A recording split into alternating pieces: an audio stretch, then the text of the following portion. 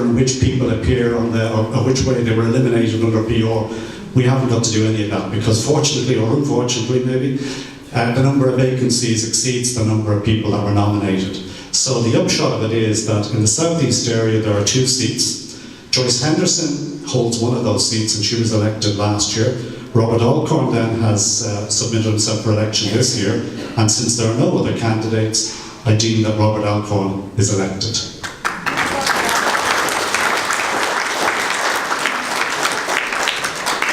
Congratulations, Robert. Then in the Dublin area, Pat McGillian is one of the board members and he was elected last year. And Creed Clancy is standing for election again this year in Dublin. So again, as there's 2 seats and there's only 2 people going forward, then again the 2 candidates and the 2 people elected for representing the Dublin area are Pat McGillian and Creed Clancy.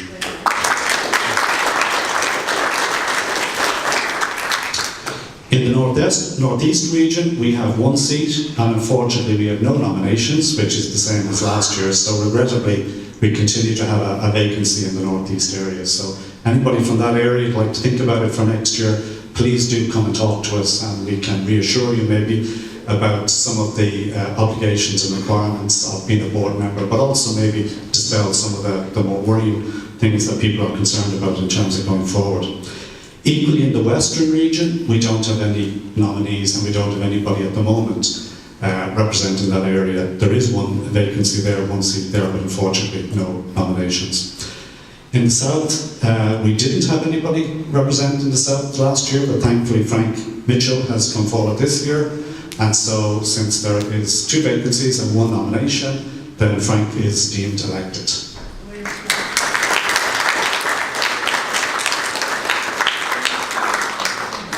So that's the elected directors. Then the next, later on in the AGM, the next step will be for the board nominated directors to be ratified by the AGM.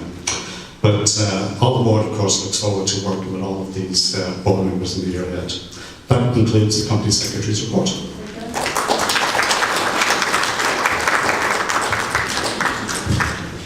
Can I have a proposer and seconder for adoption of the Company Secretary's report, please?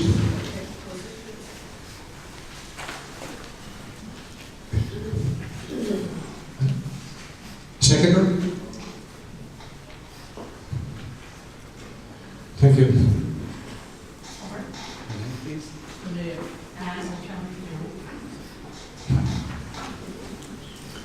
And next we have the Treasurer's report for Creed Clancy.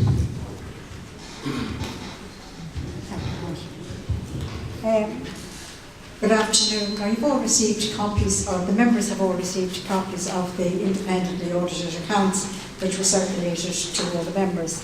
So now I'm going to do a graphs presentation of just the salient points in relation to it. And happily for me, most of it has been covered in the other talks that we had before. So we'll deal with income at the beginning. Can you press the slide? Now, total income came to 446,000 and this year. And anybody who looked at last year's account, looked at the full accounts, will see there's a difference. Last year it was just plus 23,000 more, and that ties in directly with Susan's presentation and the lack of funding in 2018 from PFI to a large extent. General fundraising comes to 15% of the income, and that is what the fundraising committee do, and grants and donations and bequests that are given to us, and which are extremely important, and I think unfortunately become even more important. Members' contributions, that's the annual subscriptions, and the contributions, the various activities the members make, they come to 1.5%, and the bulk of our income comes from the HSE, which this year in the 2018 Council I came to about 81%, which is 362,000 odd, and then we had an operating deficit of 2,400 there. Now we move on to expenditure. As to how you can see straight away that expenditure came to 448,000, and that's where the deficit is. We spent 2,400 more than we received. Services to members, the graph, I have a slide on that which I'll show you in a minute. Provision of equipment came to 70,080 euros. That would be various equipments that people required, and then that was the cost of the staff support costs, came in the organisational costs, fundraising expenses, the admin staff costs, and general admin costs. They are all there. And the next slide now, I think, will show us the administration costs down at the bottom. They're broken down to 110,000 for the staff, 47,000 which are the actual administration costs, 20,000 of that would have been rent and insurance, and the rest would be light and heat and the office equipment and various things, stationery and postage, etc., the usual things that are wanted. And then there are certain expenses to do with fundraising as well on the thing on there. Now can we have the next slide? Operational costs, 44,000. So you can see there the cost of committees. This we went to a lot of rented rooms, the networks, professional services, the board costs. We're very lucky that our costs are of the board quite low, because we are lucky to use the good office services of multiple sclerosis Ireland. They allow us, and we pay a small rent to them to hold our board meetings and our committee meetings. And the EPU, that's the European Polio Union, and we give a small subscription to them every year.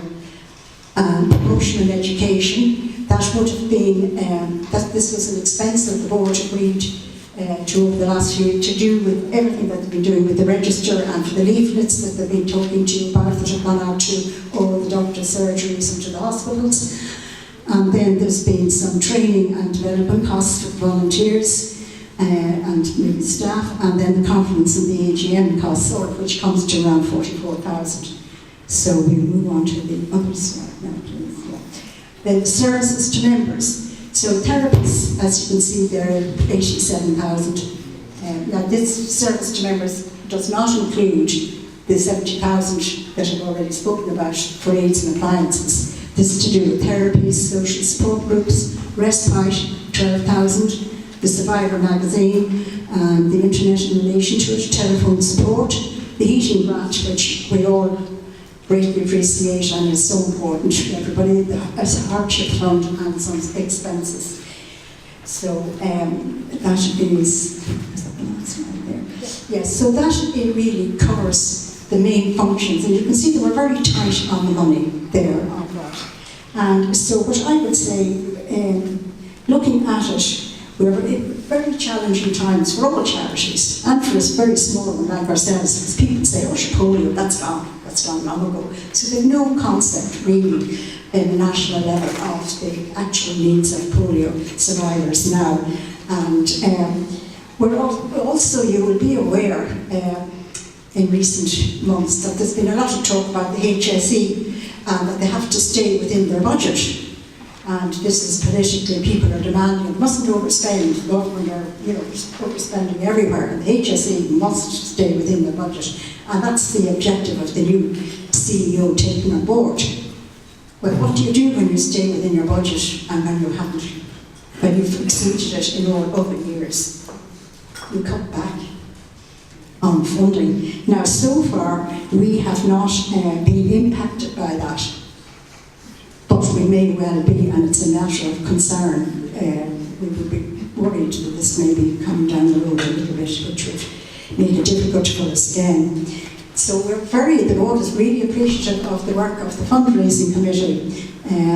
They're playing a vital role in helping us to provide extra things that we couldn't do within the funding from the HSE, which is great. And then going forward, I suppose the sustainability of the organisation is dependent on having our income streams, which are always under threat, but we do feel that within the constraints we are able to manage to do a good job.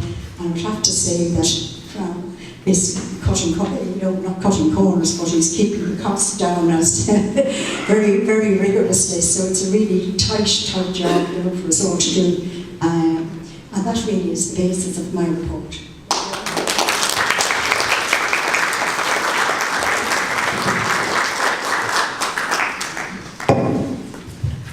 Any questions, please?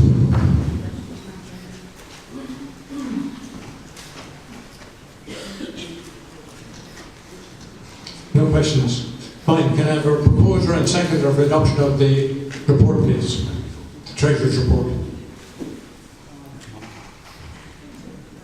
Proposed by Monica. Seconded. Thank you.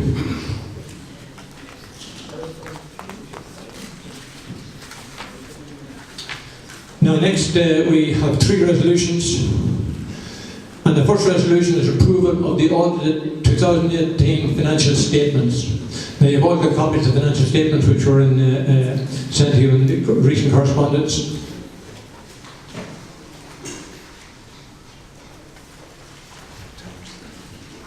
Oh yes, yes, sorry.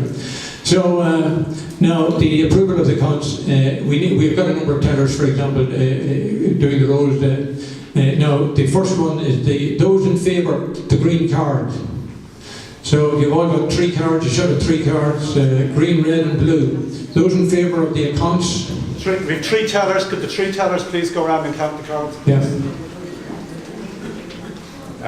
You each have a zone, so if you wouldn't mind. Don't take the cards because they have there's 5 votes, so just count them. Sorry, can you say the question again? Approval of the audited accounts, the audited ones.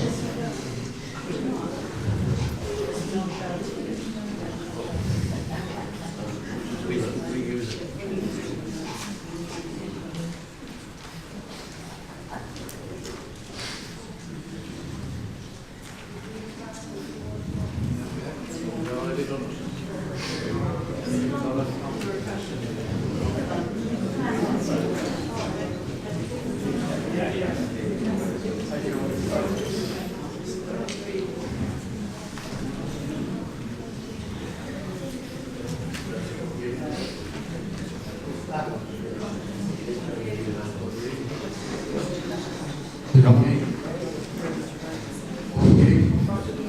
48 in favour. Oh, there's, So what's the total, folks? Have you reconciled the total? Sorry, the 3 tellers are Helen, Geraldine and Tom. So what's the total of the 3? Oh, okay. Okay. Geraldine, if you wouldn't mind taking the right-hand side, Helen, if you wouldn't mind taking the centre, and Tom, if you could take the left, that'd be great. I would just do that once more. so please hold your voting cards high, please. Thank you.